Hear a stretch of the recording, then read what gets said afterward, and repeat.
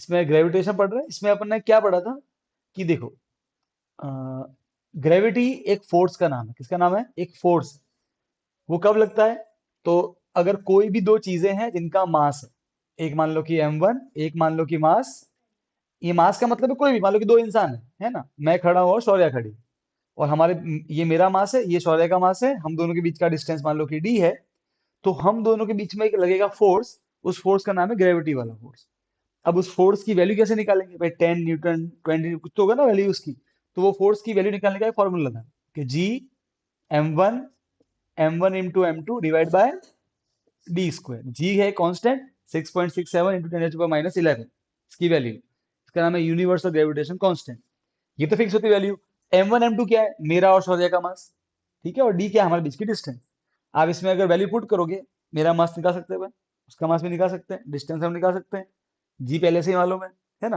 तो जो वैल्यू आएगी वो हम दोनों के बीच में जो ग्रेविटी वाला फोर्स लग रहा है उसकी है। और हमने क्या सीखा था लेक्चर में कि ग्रेविटी सिर्फ अर्थ की नहीं होती है।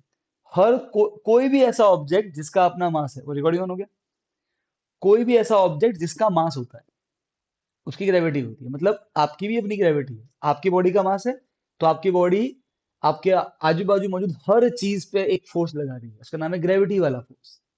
ठीक है, इसको ऐसे समझो कि मान लो कि ये अपनी साक्षी देवी है,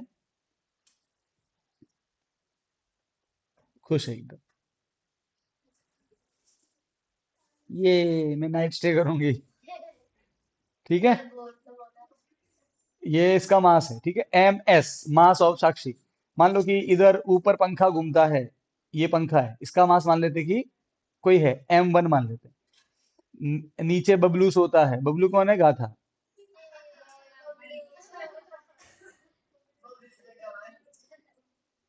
ठीक है, तो ये गाथा है, इसका मास मान लो कि m2 है ना। सोते सोते भूख लगी, तो यहाँ पे अपनी रीमा खाना खा रही है ऐसे राक्षसों की तरह। ठीक है, ए ए ऐसा करके।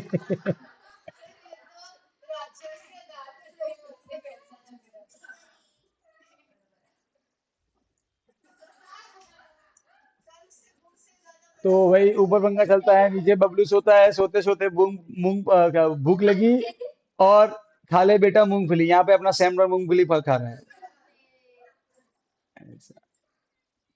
तो सैम क्या फूल रहा है? मगफली। हम्म। मूंगफली में दाना नहीं, दाना ही नहीं, खाली है ना। तो फिर सामर्थी ने फिर बोला बोला भानु सर को, तू मेरा मामा नहीं। ठीक है, तो फिर मामा कहाँ गया?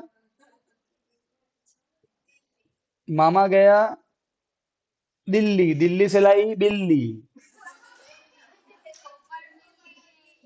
बिल्ली क्या लाई? बिल्ली, बिल्ली ने मारा पंजा, और वो पोलो हो गया गंजा। बिचारी के बिचारी के एक ही बाल था, वो भी चला गया। तो मैं तो पोएट हुए, अभी आएगा बेटा, तू भी सीन में है। अच्छा सुनो अभी।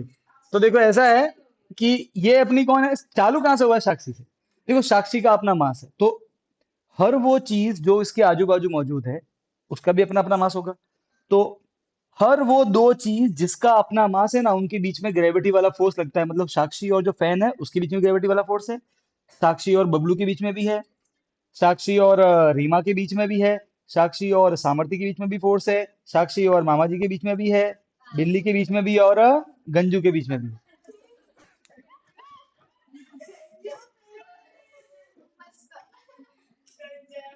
इन शॉर्ट, हर वो चीज जिसका अपना मास है उस सबकी अपनी अपनी ग्रेविटी, सिर्फ अर्थ की ग्रेविटी नहीं। तो हमने एक नई बात सीखी, तुम सब। चलो,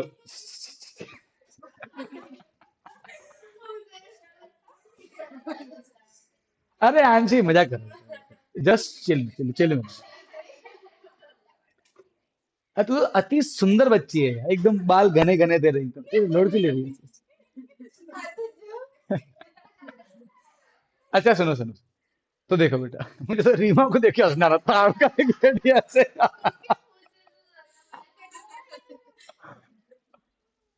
ओके फाइन। और भानु सर ने मुंह में मसाला भरा हुआ है। साइड से देखो ऐसे निकल रहा है।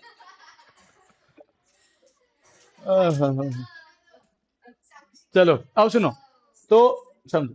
तो ये जो अपने साक्षी है, ये सिर्फ साक्षी नहीं, कोई भी मतलब बबलू की बात करें, तो बबलू भी जो है वो आजू बाजू के मौजूद हर चीज पे क्या लगा रहा है, ग्रेविटी वाला फोर्स।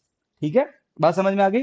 तो ग्रेविटी सबका, सबकी प्रॉपर्टी, हर वो ऑब्जेक्ट जिसका मास है, ग्रेविटी उसकी प्रॉपर्टी। और अपन ने क्या पढ़ा था बेटा, कि ग्रेविटी हमेशा अट्रैक्ट करती है। जैसे कि हमने पढ़ा है कि चार्ज जो होते हैं, प्लस और प्लस तो क्या करते हैं, रिपेल। मतलब ये वाला वन और ये टू है, तो वन वाला टू को दूर धक्का मारेगा, टू वाला वन को दूर धक्का मारेगा, रिपेल करेंगे।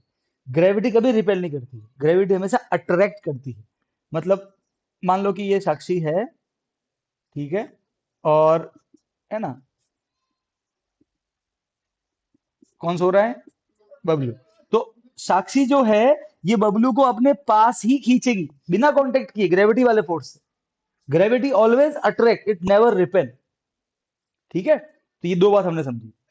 ठीक है, ग्रेविटी एक फोर्स, तो फोर्स की वैल्यू ऐसे आती है। फिर और क्या समझा था, कि अगर साक्षी जो है वो बबलू को पास में खींचे, तो बबलू उसके चोट क्यों नहीं जाता फिर। जैसे कि स्केल जब घिसते हैं तो कैसे पेपर चिपक जाते हैं उसके बिना टच किए, तो ये चोट क्यों नहीं जाता, तो हमने इसकी वैल्यू निकाल दी थी। कि ये जो फोर्स की वैल्यू है ये कैसे आती थी, अगर मास बहुत कम है तो ये 0.0000000, अपने पूरी कैलकुलेशन आपको मालूम होगा बेटा, है ना। 15 कोई 11 8 10 12 जीरो थे, और फिर कोई 2 3 समथिंग आया था, है ना। तो अगर ये मास बहुत कम होगा ना, तो जो वैल्यू आएगी फोर्स की वो जीरो में आएगी। मतलब ये बहुत बहुत ही हल्का फोर्स है। इतना तो बेटा फोर्स, मतलब फूक से फूक मारे ना बेटा, तो ज्यादा फोर्स लगेगा उससे। तो ये ग्रेविटी वाला फोर्स है, पर बहुत कम है, तुम्हें महसूस नहीं हो पाता। ठीक है ना, इतना हमने पढ़ा था। और ये हर ऑब्जेक्ट के बीच में होता है। ठीक है, अब इससे अपन थोड़ा सा अब डिस्कशन को अपन आगे बढ़ेंगे। ओके, फिर मैंने, अब है ना, आपके बुक में एक एग्जाम्पल, अब मैं आपको समझाता हूं कि मास का कितना इंपॉर्टेंट रोल है। चलो अब एक काम करते हैं, अब कुछ और क्वेश्चन को डिस्कवर करते हैं। तो सर ठीक है, अर्थ की अपनी ग्रेविटी है ना, अर्थ का भी मास है, मून का भी मास है। अब नॉर्मली तो हर चीज कहाँ गिरती है, अर्थ की तरफ गिरती है। तो फिर मून क्यों नहीं आ जाता अर्थ की तरफ, क्योंकि अर्थ आखिर में मून को अट्रैक्ट तो कर ही रहा है ग्रेविटी वाले फोर्स से। अरे हाँ के ना, राइट है। तो फिर धीरे धीरे जो मून है वो अर्थ के पास आ जाना चाहिए। और मैं बता दूं, अर्थ और मून के बीच में लगने वाला ग्रेविटी फोर्स 1000, मतलब करोड़ों में आता है वैल्यू उसकी। तो बहुत ही ह्यूज, बहुत तगड़ा फोर्स कौन लगा रहा है, अर्थ लगा रही है मून पे, खींच रही है। तो फिर मून क्यों नहीं आता है अर्थ के पास, वो तो हवा में लटक रहा है ना, स्पेस में ही है। तो मून क्यों नहीं आता है पास में, जबकि ये जो मार्कर है, ये आसानी से मैं छोड़ूंगा तो कहाँ गिरेगा, अर्थ की तरफ गिर जाएगा। तो फिर मून भी आना चाहिए। तो कोई बोले नहीं सर अभी रास्ते में ही आ रहा है, कल पहुंच जाएगा। तो बेटा सदियां है ना, अर्थ को बने हुए बिलियंस ऑफ ईयर हो गए, है ना। उस समय से मून भी बन गया था अपना। तो इतने सालों से मून तो आया तो नहीं पास में, और कोई इतना ज्यादा डिस्टेंस भी नहीं है मून का। ठीक है, लाइट को 1 सेकंड लगता है मून तक पहुंचने में, 1 सेकंड खट पहुंच जाती है 1 सेकंड में। मतलब कोई 3 लाख किलोमीटर दूर है यहाँ से मून। ठीक है, ये तो बहुत छोटा डिस्टेंस है बेटा, ये तो बहुत छोटा डिस्टेंस है। ठीक है, अगर हम बात करें ब्रह्मांड की, तो ये तो कुछ नहीं, ये ब्रह्मांड के हिसाब से तो ये जो 3 लाख है ना, ये चींटी के 1 करोड़ टुकड़े कर दो उसके बराबर है। ब्रह्मांड तो इतना बड़ा है, बहुत बड़ा है यूनिवर्स। ठीक है, तो कहने का अर्थ क्या है, कि फिर मून क्यों नहीं आता है, अर्थ के पास में आ जाना चाहिए ना। अरे भाई हाँ के ना, तो इसका कारण समझो। ये अर्थ है और ये मून है। अर्थ मून को पास में खींच रही है, कौन सा वाला फोर्स, एफ जी, ग्रेविटी वाला फोर्स। मून पास में नहीं आ रहा है। और हम सब जानते हैं कि मून जो है वो अर्थ के चारों तरफ गोल गोल सर्कल में घूम रहा है, जब ऑर्बिट बोलते हैं। तो ये सर्कल में क्यों घूमता है, तो देखो इसका आंसर ये है, कि जब मून का फॉर्मेशन हुआ था, ठीक है, तो मून के ऊपर, तब अगर दो चीज थी, तब मून के ऊपर दो फोर्स लगे थे। एक फोर्स अर्थ की ग्रेविटी का फोर्स था, और दूसरा फोर्स कौन सा था मैं बताता हूँ, उसका नाम है टेंजेंशियल फोर्स। ये मून के ऊपर देखो, सुनो, अगर मून के ऊपर कोई अकेला फोर्स लगे, मैं आपको इसका एक बढ़िया सा उदाहरण दे सकता हूँ। ठीक है, एक सिंपल अपन डेमो भी कर सकते हैं इसके लिए। धागा वागा है इसके? हाँ, किधर? ये चलो, इससे अपन बढ़िया एक,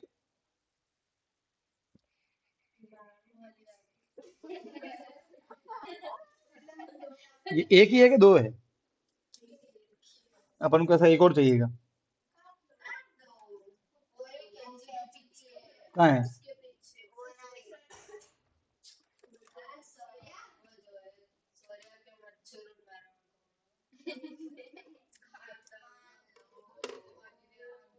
ठीक है चलो, अब अपन इसका एक सिंपल सा डेमो करते हैं। पानी लीक तो नहीं होता?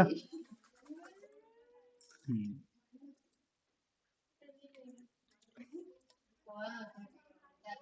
या फिर एक बॉक्स दो मुझे, एक रेक्टेंगुलर बॉक्स दो।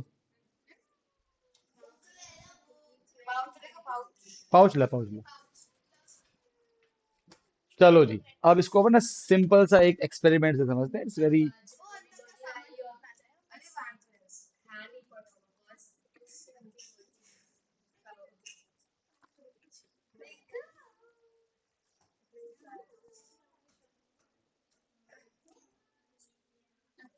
देखो अब सब, हम्म, ठीक है, क्रिमिनल वहां खड़ी हो जा। शौर्या, अब मैं बोलूँ तो काम होना। ठीक है, इसको इसको ऐसे दिखा ना, ऐसे नहीं, ऐसे नहीं, ऐसे नहीं, ऐसे नहीं, छोड़ो भी। देखो मैं क्या समझा रहा हूँ, ध्यान ध्यान समझना।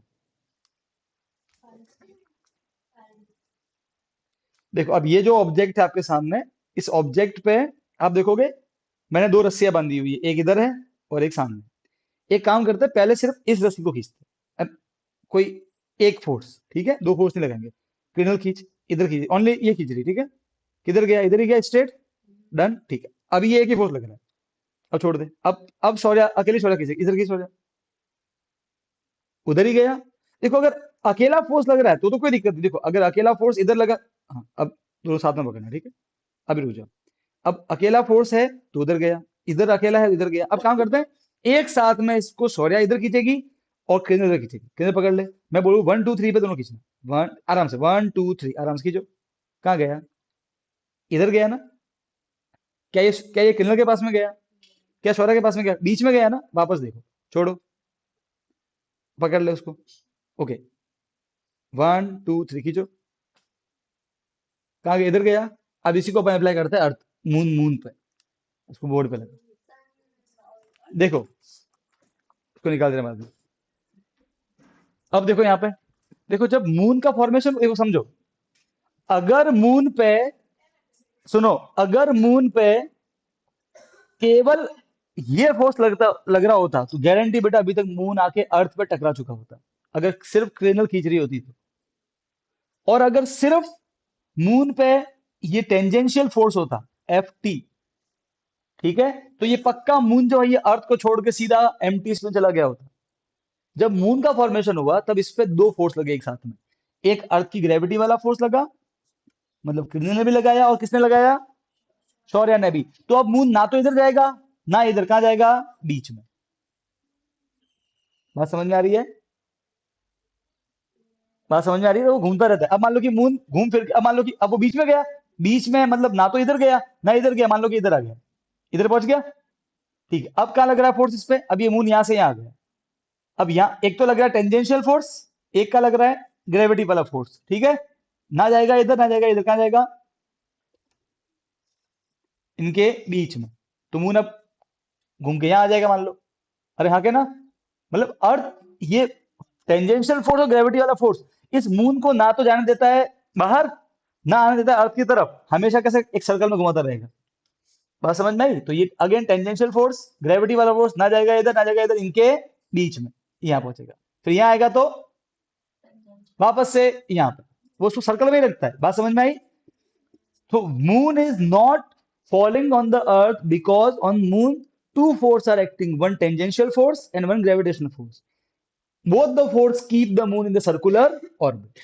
और आप चाहो तो ये डायग्राम ड्रॉ कर सकते हो, कौन सा वाला जो मैंने बनाया था अभी, ये वाला दिखा के, ये वाला दिखा के, और बीच में दिखा सकते हो ये, कि ये एफ टी, ये एफ जी और ये एफ आर, इनका रिजल्टेंट। बात समझ में आ गई? अरे यस और नो? इसलिए वरना यकीन मानो कि अगर आज ही अगर ये फोर्स ये जीरो हो जाए, खत्म खेल। सीधा आके अथड़ाएगा मून अर्थ पे धाड़ करके सीधा। है क्या नहीं है? अरे बात समझ में आई कि नहीं आई? तो ये कारण है। ठीक है, तो आई थिंक अब आपको आंसर मिल गया होगा। अच्छा, तो फिर ये क्यों गिरता है अर्थ की तरफ? की इस पे कोई टेंजेंशियल फोर्स है नहीं। यकीन मानोगा, अगर मैं इस पे इतना दे दूं फोर्स टेंजेंशियल, मतलब इधर और अर्थ का नीचे, और भयंकर वाला हैवी वाला, तो ये भी घूमने लग जाएगा, गोल गोल घूमने लगेगा। फिर सैटेलाइट ऐसे तो घूमती है। इसरो सैटेलाइट कैसे घुमाता है अर्थ के चारों ओर? इसरो क्या करता है, उसका जो स्पेस क्राफ्ट है वो कुछ नहीं करता है। वो सिर्फ और सिर्फ सैटेलाइट, उसको मालूम है कि अगर उसने अर्थ के चारों ओर यहां पे सैटेलाइट छोड़ दी, उसे बस छोड़ दिया, तो ग्रेविटी नीचे गिरा लेगी। तो जो जो पता है उसके पीछे आपने पता देखा होगा, पता है उसके पीछे ऐसे वो भूंगला होता है, जो गैस निकलती है। वो गैस कुछ नहीं, वो गैस इसको एक टेंजेंशियल फोर्स दे देती है। बात समझ में आ गई? अब अगर टेंजेंशियल फोर्स भी है, ग्रेविटी वाला फोर्स भी है, तो ये ना तो जाएगा इधर ना जाएगा अर्थ की तरफ, कैसे घूमेगा? तो घूमता रहता है बस। रॉकेट का काम यही है, उसको टेंजेंशियल फोर्स देना। बात समझ में आ गया? कभी देखना जब वो लॉन्च होता है ना, कभी देखना वो जब एम्प्टी स्पेस में उसके पीछे भूंगले वो कुछ होता है, भूंगला होता है, वो फायर होता है, जोर वो आगे बढ़ता है। उसका काम ये टेंजेंशियल फोर्स देना बस। अगर ये इनफ नहीं दिया गया ना, अगर ज्यादा हो गया तो बाहर निकल जाएगा, कम हुआ तो गिर जाएगा। तो एकदम एग्जैक्ट पिन पॉइंट उसकी पूरी कैलकुलेशन होती है, वो साइंटिस्ट लोग करते हैं अपने हिसाब से। बात समझ में आ गई? ऐसा। कौन सा? नहीं, इसको किसने दिया टेंजेंशियल फोर्स? वो उस फ्यूल ने जो इसके अंदर था। जब मून बना होगा स्टार्टिंग में, ठीक है, तो उसको भी कहीं अब वो फोर्स उसके पास कहां से आया, इसका आंसर किसी के पास नहीं है। पर मून के पास टेंजेंशियल फोर्स स्टार्टिंग में किसी ने दिया उसको। जैसे कि हमको इसका तो मालूम है, ये तो हमने किया है। अब मून आप बोलो भगवान ने दिया, अब इसका आंसर तो यही है। बड़े हाँ के ना, जब भी मून बना उसके पास वो फोर्स था, तभी वो घूमा, वरना वो नहीं घूमता। बात समझ में आई कि नहीं? ऐसा। तो उसको स्टार्टिंग मिला होगा उससे, बस तो उसका काम चल रहा है। बात समझ में आई कि नहीं आई? ऐसा। चलो, तो ये तो हो गया आपके। अब हम मालूम करते हैं कि सर सर समझ में तो आ गया, कोई बात नहीं। अर्थ है, धरती माता है, चंदा मामा है, दोनों के बीच का फोर्स है। ठीक है। हाँ, तो सर ये ग्रेविटी वाला फोर्स है, इसकी वैल्यू तो होगी ना कुछ, 10 न्यूटन, 5 न्यूटन। अरे हाँ के ना? तो ये निकालने का आपके बुक में एक न्यूमेरिकल दिया है, 9.1 ओपन को न्यूमेरिकल। मुझे बुक दो बेटा। अब देखो, आपको उस न्यूमेरिकल में,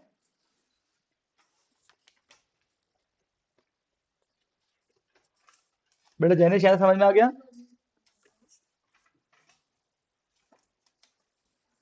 Jainesh,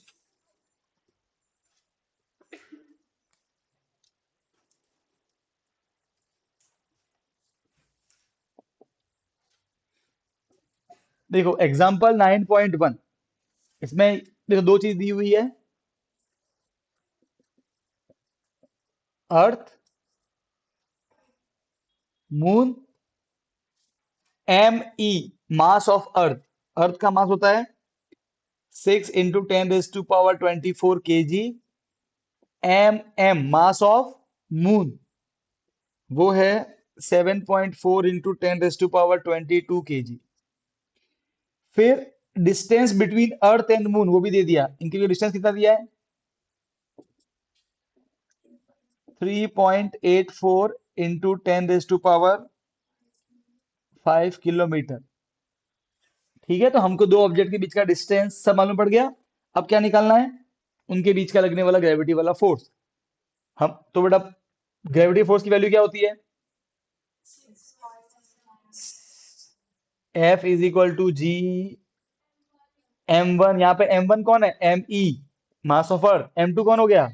mass of moon, divide by distance, D का स्क्वायर। अब हम जी की वैल्यू पुट करेंगे। जी की वैल्यू कितनी बुक में दी, क्वेश्चन में दी हुई है? 6.7।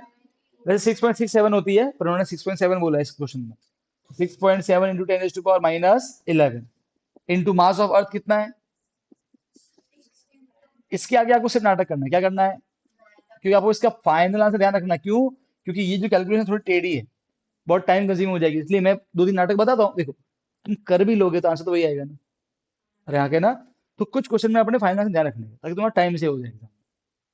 जिद पालोगे तो तुम्हारा नुकसान हो जाएगा। सिंपली अभी मैं दो दिन तुमको स्टेप बताता हूँ, वो थोड़ा मतलब थोड़ा ऐसे खींचना है चिंगम की तरह, बाद में सीधे लास्ट में आंसर। वो कैसे खींचते हैं मैं सिखाता हूँ, देखो। तो और अब आया डी का स्क्वायर, डी कितना है बेटा? अच्छा पहली बात तो ऐसा है कि कभी भी हम डिस्टेंस किलोमीटर में पुट नहीं करते, मीटर में पुट करते हैं। तो पहले ही आप डिस्टेंस है मीटर में निकाल दोगे। अच्छा सर, किलोमीटर से metre multiply by 1000, what is 1000? 10 की पावर 3। तो इतना तो पहले से ही है, और 10 की पावर 3 और आ गया, मीटर में कन्वर्ट हो गया। नाउ 5 + 3 कितना हो गया? 8। तो पहले ये थोड़ा बहुत बेटा मेकअप वेकअप करके रखना, ठीक है?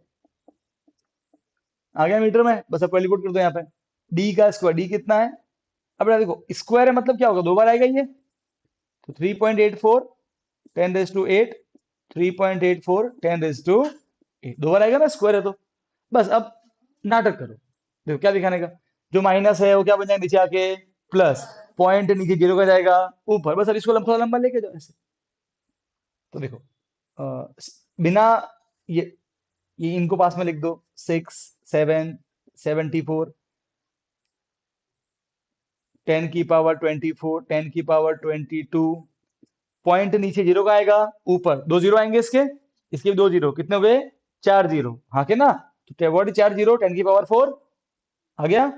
अच्छा अब देखो नीचे क्या बचा, एक तो 10 की पावर 384, 384, 10 की पावर 8, 10 की पावर 8। पॉइंट ऊपर जीरो का जाएगा नीचे, पॉइंट ऊपर जीरो का जाएगा नीचे, एक जीरो एक जीरो, दो जीरो जाएंगे नीचे, और 10 की पावर 200 गए। डन। अब नाटक कैसे दिखाते हैं ना सर, देखो। टू थ्री जा, टू वन जा, ऐसे नाटक कर रहे सर। टू नाइन जा, टू टू जा, ठीक है। और सर और नाटक सर, थ्री वन जा, थ्री सिक्स जा 18, थ्री फोर जा 12, ठीक है। अब सर और नाटक, समझे?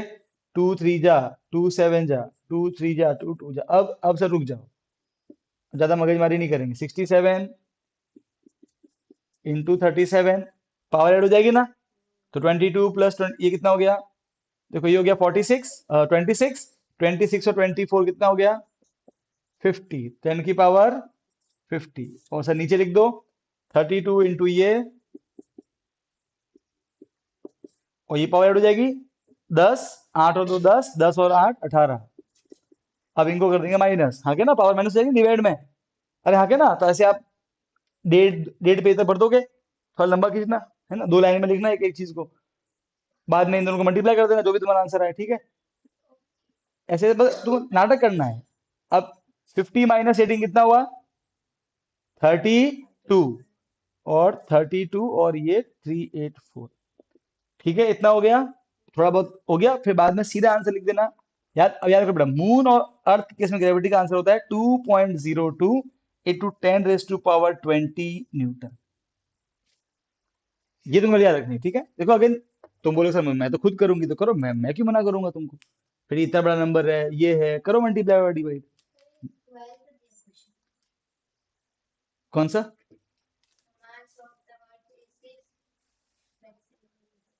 ये वो मिसप्रिंट हुआ, बुक में मिसप्रिंट हो गया, वहां पे मल्टीप्लाई होना चाहिए था, ठीक है? चलो, ये बात समझ में आ गई? क्लियर है?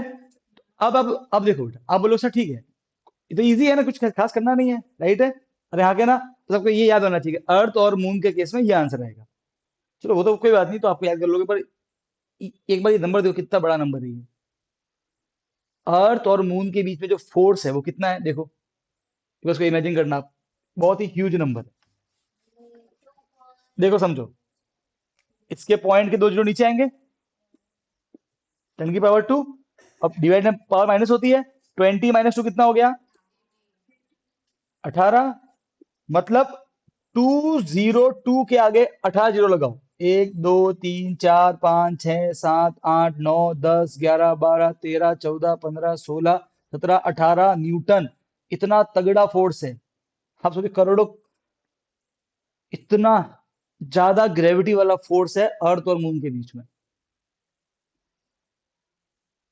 मैं आपको एक बात बताता हूँ, 1000 न्यूटन का पता मतलब क्या होता है? इसका मतलब ये है, अच्छा देखो मैं सिंपल बताता हूँ। मान लो कि सिक्स, कितना वेट होता होगा हिप्पोपोटामस का? हाथी का कितना 7,000 किलो? 7,000 किलो होता होगा। 7,000 न्यूटन मतलब होता है आपके ऊपर एक हाथी बैठा हुआ है। अब यहाँ पे कितने हजार गिनते हैं?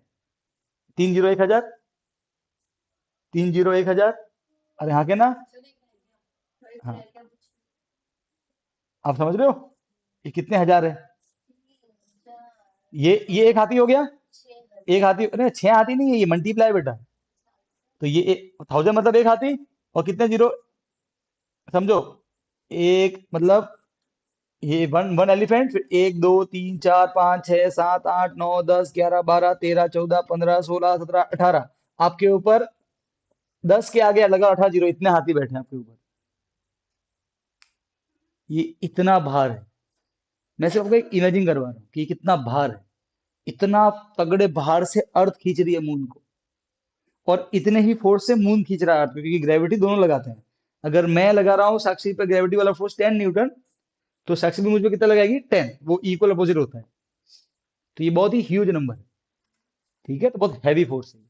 अब समझ में आया कि जब M1 और M2 बहुत बड़े होते हैं तो फोर्स भी बड़ा आता है। बात समझ में आई कि नहीं आई? और यहाँ पे अर्थ का मास बहुत बड़ा था, 24 था। डन।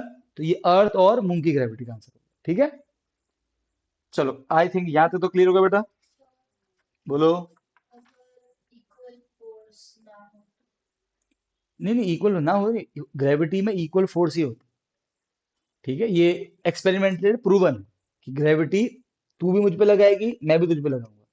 ठीक है, तू, अगर मैं तुझे खींच रहा हूं मेरे पास 10 न्यूटन से, तो तू मुझे भी 10 न्यूटन से खींचेगी। It is equal and opposite. हम दोनों दूसरे पे लगाएंगे। अगर तू लगा रही है इस पे 8 न्यूटन का, तो ये भी तुझ पे लगा रही है 8 न्यूटन का। It is equal and opposite. ठीक है ना? ये ग्रेविटी का मीनिंग होता है।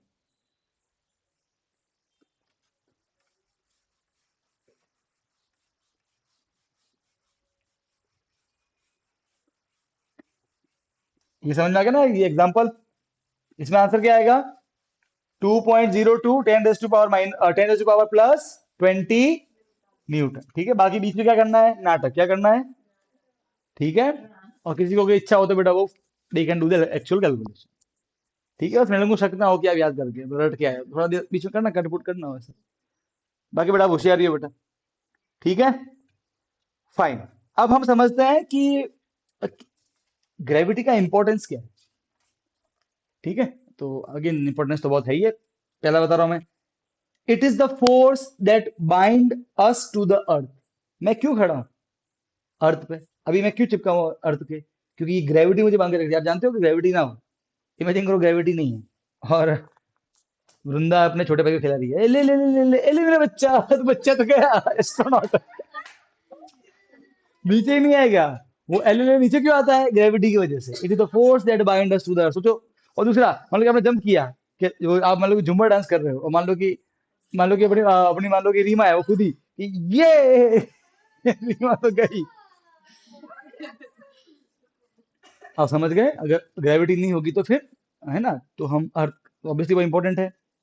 फिर motion of the earth, moon का जो मोशन है उस वो ग्रेविटी की वजह से होता है ना? ग्रेविटी वाला फोर्स नहीं होगा तो क्या होगा? सिर्फ टेंजेंशियल फोर्स होगा, और वो सीधा सीधा निकल जाएगी, सीधी स्ट्रेट निकल जाएगा, मतलब सीधे सिर्फ जो सौर्य है उसकी तरफ ही जाएगा।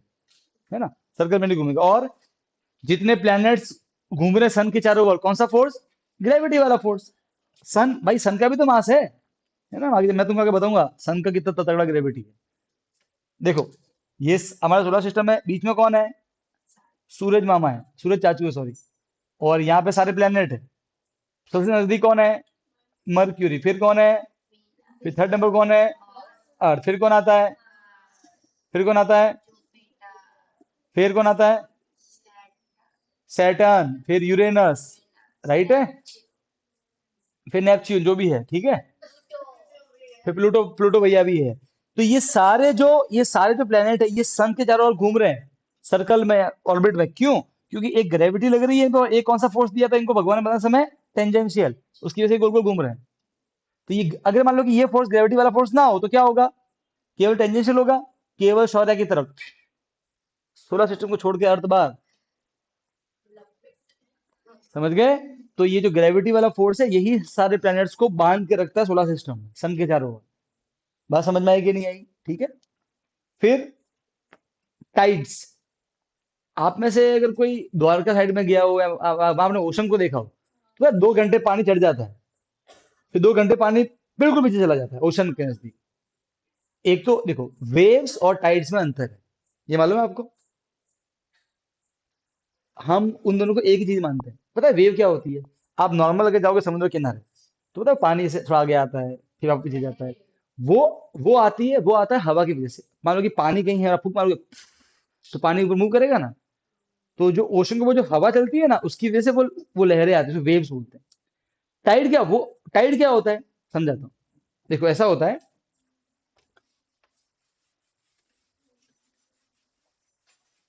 देखो बेटा, हमारी अर्थ हम जानते हैं कि अगर हम उसको 1/, और केवल 1/4 पार्टी लैंड है, 3/4 तो क्या है, वाटर है। ये पढ़ा हुआ है ना? 70% हिस्सा पानी से कवर है अर्थ का। हाँ क्या ना? अब देखो बेटा, ये हमारी अर्थ है और ये उसके चारों तरफ का पानी। ऑब्वियसली उसके ऊपर स्फीयर स्फीयर फॉर्म में फैला हुआ है, अरे हाँ के ना? अर्थ भी स्फेरिकल तो, अरे हाँ के ना? ये पानी है, ठीक है, कोई दिक्कत नहीं। समझ गए? देखो अभी मान लो कि आजू बाजू में कोई और नहीं, सिर्फ अकेली अर्थ है, तो कोई दिक्कत नहीं है। पर अब देखो क्या होता है, आजू बाजू में सन भी है, मून भी है। ठीक है। अब समझो, मान लो कि इधर हमारा सन आ गया। अब देखो बेटा, याद करो ग्रेविटी वाला फोर्स। ग्रेविटी वाले फोर्स में डिस्टेंस कहाँ आता है? नीचे। मतलब डिस्टेंस बढ़ेगा तो फोर्स घटेगा, डिस्टेंस ज्यादा तो फोर्स कम, डिस्टेंस कम तो फोर्स ज्यादा। बात समझ में आई? मतलब मान लो कि अभी मेरे और शौर्य के बीच में लग रहा है ग्रेविटी वाला फोर्स, मान लो कि 50 न्यूटन। अब मैं अगर शौर्य को और नजदीक लेके आ जाऊं, डिस्टेंस डिस्टेंस कम, तो हमारा फोर्स ऑटोमेटिक बढ़ जाएगा। ग्रेविटी वाला फोर्स मास पे डिपेंड करता ही करता है, डिस्टेंस पे भी डिपेंड करता है। बात समझ में आई? मतलब आप ये मत समझो कि मेरे अगर मेरे और शौर्य के बीच में डिस्टेंस का, अगर ग्रेविटी वाला फोर्स अगर 10 न्यूटन है, तो हमेशा 10 ही रहेगा। वो किसके डिपेंड किस पे करता है? हमारे मास पे, तो वो तो फिक्स हो गया। पर हमारे डिस्टेंस पे भी डिपेंड करता है। तो शौर्य 1 किलोमीटर दूर चली जाएगी, तब क्या हमारा ग्रेविटी वाला फोर्स सेम आएगा कि अलग आएगा? अलग आएगा। अगर एकदम नजदीक आ जाएगी तो अलग आएगा। डिस्टेंस पे डिपेंड करता है, मास पे भी, डिस्टेंस पे भी। ठीक है। अब देखो बेटा, देखो सीधी सी बात है।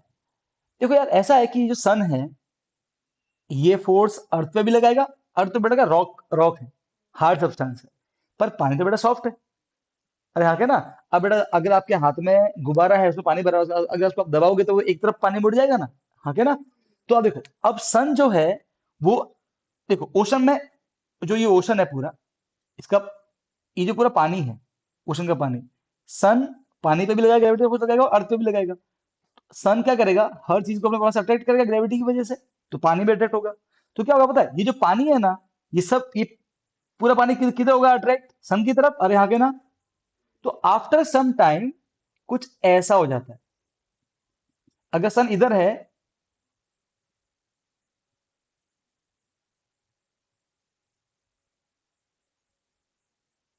सारा पानी अर्थ के एक साइड इकट्ठा हो जाएगा, ऐसे होना चाहिए था दोनों तरफ इक्वल, अगर कोई और होता नहीं। पर अब सन इधर है, तो ग्रेविटी वाला फोर्स इधर लगा। इधर तो समुद्र की जो पानी की गहराई है वो बढ़ जाएगी, और इधर क्या हो जाएगी, गहराई थोड़ी सी कम हो जाएगी। इसे बोलते हैं हाई टाइड, इसे बोलते हैं लो टाइड। तो आपने अगर कभी गए हो समुद्र किनारे, वहां देखा हो, अगर गुजरात में एक मंदिर है कि दोपहर के समय तो पूरा पानी में ढक जाता है, ठीक है, और शाम के समय पानी पूरा शाम को लोग जाते हैं वहां पे, दर्शन करने जाते हैं। और जब वापस दोपहर सुबह, so the tide are caused by gravity of moon and sun. बात क्लियर है? तो अब समझ में आ गया क्यों होता है, टाइड्स क्यों आती है। आपको अगली बार वहां घूमने जाओ तो मालूम पड़ गया ना क्या कारण है उसका। डन। चलो, तो आई थिंक इतना क्लियर है सब कुछ। सब पे लगाता है, सब पे लगाता है। हर चीज, हर हर वो चीज, तुम ये सवाल पूछ ही कर रहे हो, तुम खुद सोचो ना, माइंड में खुद को बोलो, जिसका मास है वो ग्रेविटी लगाएगा। तो ये मार्कर भी लगा रहा है, हर कोई लगा रहा है। ओ मैंने उसका आंसर दिया आपको कि फिर तो फिर हम क्यों नहीं जाते मून की तरफ, क्योंकि अर्थ की ग्रेविटी ज्यादा है ना। किसी किसी एक का फोर्स जीतेगा, और जिसका फोर्स जीतेगा आप उसके तो चले जाओगे। अरे हाँ, क्या ना, ये बात समझ में आ गई। तो ये इंपॉर्टेंस ऑफ ग्रेविटी हो गया, क्लियर है? बात समझ में आई कि नहीं आई? एकदम क्लियर, डन, पक्का। चलो अब हम करते हैं, अगला कंसेप्ट पढ़ते हैं। देखो, अब मैं आपको है ना कुछ चीजें समझाता हूँ।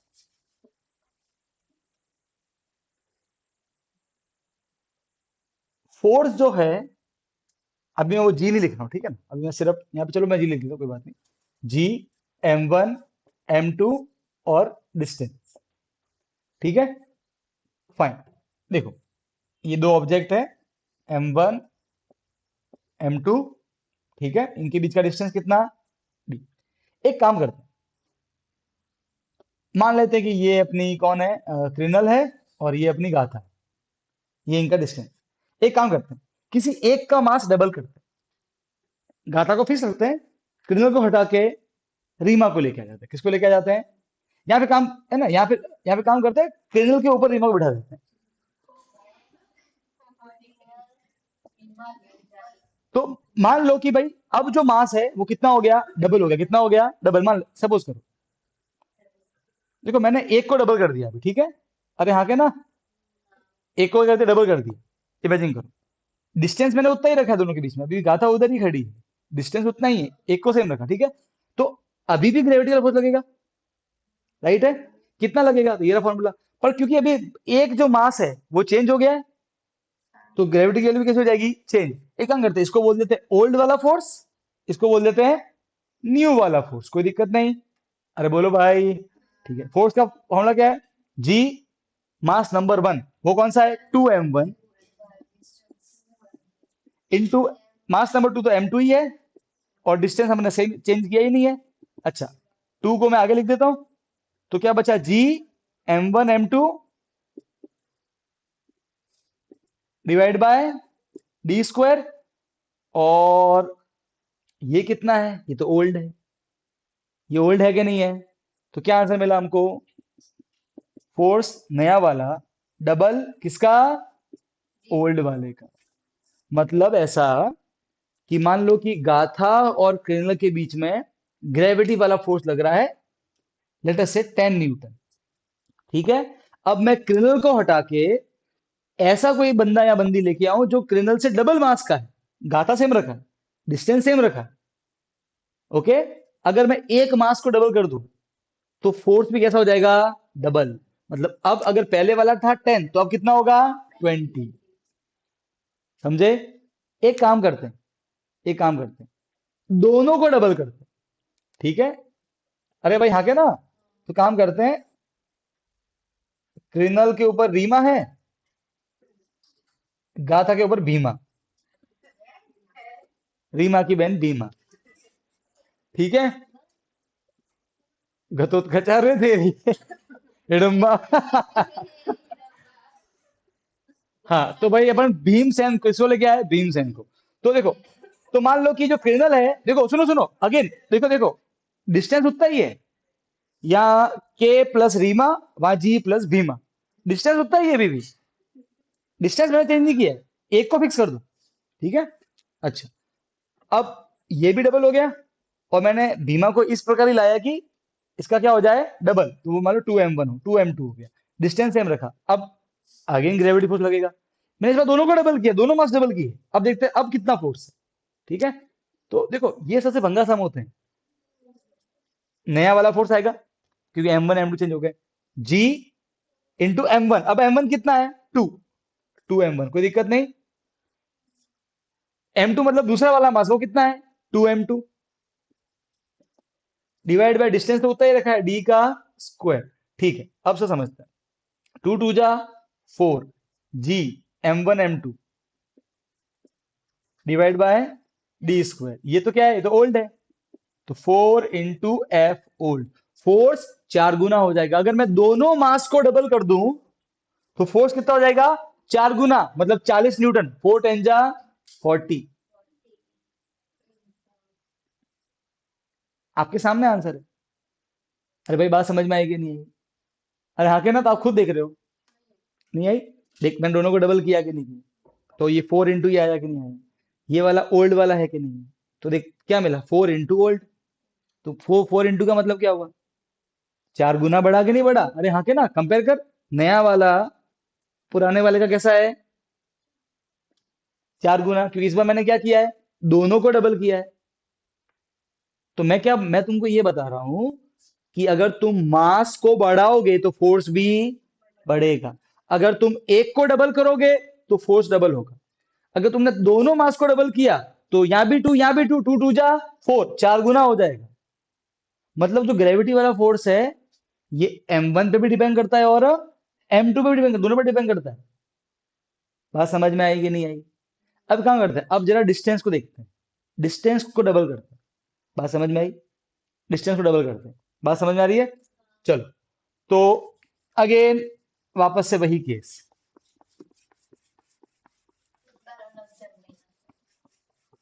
क्या हुआ? टकलू को लेना? गंजू गंजू, टकलू नहीं, गंजू। गंजू, कोई बात। ओके चलो, तो देखो। मैं भी गंजू, ओए तेरी। दोनों, फिर दोनों गंजू, फिर नवरात्रि पे डांडिया नहीं है, गंजू और टक। और जब हम चीयर्स करेंगे तो बोतल नहीं जैसे टकराएंगे। कितना एंटी लगेगा नहीं ऐसा सच में करे तो। सोचो दो गंजे आपस में ऐसे चीयर्स कर रहे हैं। चीयर्स।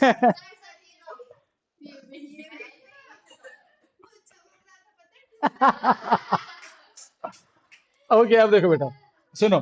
तो G for Ganju, M for Manju. Ganju की दोस्त मंजू, ठीक है। तो एक मंजू मौसी और एक गंजू मौसी है।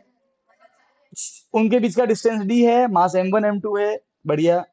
उनके बीच का ग्रेविटी का फोर्स, अभी एग्जांपल के लिए मान लेते हैं थोड़ी देर के लिए कि उनके बीच ग्रेविटी का फोर्स, लेटर सपोज करो कि 80 न्यूटन है। कितना है? 80 है, चलो 40 ले लेते हैं, सिंपल। इमेजिन करो। अब एक काम करते हैं। अभी जो, देखो बेटा, अभी जो गंजू और मंजू मौसी है, उनके बीच का डिस्टेंस कितना है? डी। डी मतलब मान लो कि 2 मीटर। अब मैं फोर, यहाँ 3 मीटर मान लेते हैं। अब मैं उनके डिस्टेंस को डबल कर रहा हूँ। मतलब कितना कर रहा हूँ? 6 मीटर। उनको दूर लेके जा रहा हूँ, डिस्टेंस को डबल कर रहा हूँ। अरे हाँ के ना, समझो। तो डिस्टेंस को डबल कर लेते हैं। तो ये मंजू मौसी, गंजू मौसी, डिस्टेंस डबल। दोनों का मास सेम है, दोनों, वो मौसी वही है। मास में मैंने कुछ, मास को फिक्स कर दो, डिस्टेंस को डबल। तो पहले डी तो अब कितना हो गया? 2D, डबल कर दिया। अब देखते हैं कि फोर्स बढ़ेगा या घटेगा। आपके अकॉर्डिंग क्या आंसर आना चाहिए?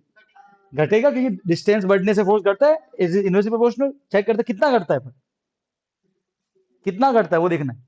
देखो, तो फोर्स जी, मास नंबर 1, मास नंबर 2, वो तो सेम ही है, M1 M2, कोई दिक्कत नहीं है। और अब डिस्टेंस का स्क्वायर, डिस्टेंस अब कितना है? 2D। तो 2D का स्क्वायर, 2D का स्क्वायर करेंगे ना बेटा। मुझे बात बताओ, 2 का स्क्वायर कितना होता है? 4, और D का स्क्वायर D²। अब मुझे बताओ ये कितना है? ओल्ड वाला फोर्स, और ये न्यू, अच्छा तो ये ओल्ड वाला डिवाइड बाय कितना आ रहा है? 4। फोर्स 4 गुना कम हो जाएगा। मतलब ये कि अगर पहले फोर्स 40 था, तो अब नया फोर्स डिवाइड बाय 4, 10 न्यूटन रहेगा। 4 गुना कम हो जाएगा फोर्स। क्यों? क्योंकि डिस्टेंस का स्क्वायर आता है ना, स्क्वायर है। तो अगर आप आपने डिस्टेंस को 3 किया तो 3 का स्क्वायर 9, 9 गुना कम हो जाएगा फोर्स। बात समझ में आई? क्यों? डिस्टेंस का स्क्वायर आता है। अरे भाई बोलो। तो डिस्टेंस को देखो मैं बढ़ाया तो ऑटोमेटिक आपको एक आंसर क्या मिल रहा है? ओल्ड वाले को डिवाइड बाय 4, डिवाइड करना मतलब कम करना किसी को। अरे हाँ के ना, बात समझ में आई? अरे बोलो। अब देखो, अब क्या करते हैं, इनके डिस्टेंस को डबल नहीं करते। मान लो कि पहले डिस्टेंस था 2 मीटर, अब कर लेते हैं 1 मीटर, आधा कर लेते हैं, पास में लेके आते हैं। तो डिस्टेंस पास में आने से क्या होगा? फोर्स बढ़ेगा। देखते हैं बढ़ता है कि नहीं बढ़ता है। तो इस बार वापस से क्या करते हैं बेटा, मंजू मौसी गंजू मौसी कैसे आ गई? पास पास में। एक मिनट, डिस्टेंस को क्या कर दिया? हाफ। हाफ मतलब डिवाइड बाय 2। अरे बोलो। हाफ कर दिया, m1 m2 ही है, ठीक है। अब वापस निकालते हैं फोर्स। जी m1 m2 तो उतना ही है, वो तो हमने चेंज किया ही नहीं है बेटा। डिवाइड बाय डिस्टेंस का स्क्वायर, डिस्टेंस का, ये डिस्टेंस उसका कर दो स्क्वायर।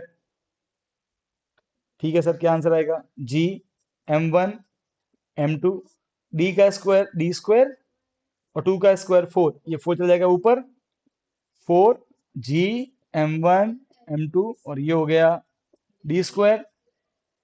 ये तो ओल्ड वाला फोर्स है, देखो ओल्ड वाला ही है ना, तो क्या आंसर आया? 4 × ओल्ड। डिस्टेंस को आधा किया तो फोर्स 4 टाइम, 4 गुना बढ़ गया। हाँ के ना? तो कैलकुलेशन, तो देखो डिस्टेंस को कम करने से फोर्स बढ़ा के नहीं बढ़ा, इंटू हो रहा है। समझ गए? तो ये ग्रेविटी वाले फोर्स के बारे में हमने सब समझा कि नहीं समझा? डन? अरे भाई हाँ के ना? क्लियर एकदम? पक्का? तो तुझे मालूम भाई, अब तेरी दोस्त है वहां, मसाला में मान ले, एम से मसाला, एम से मंजू। मंजू कौन सी?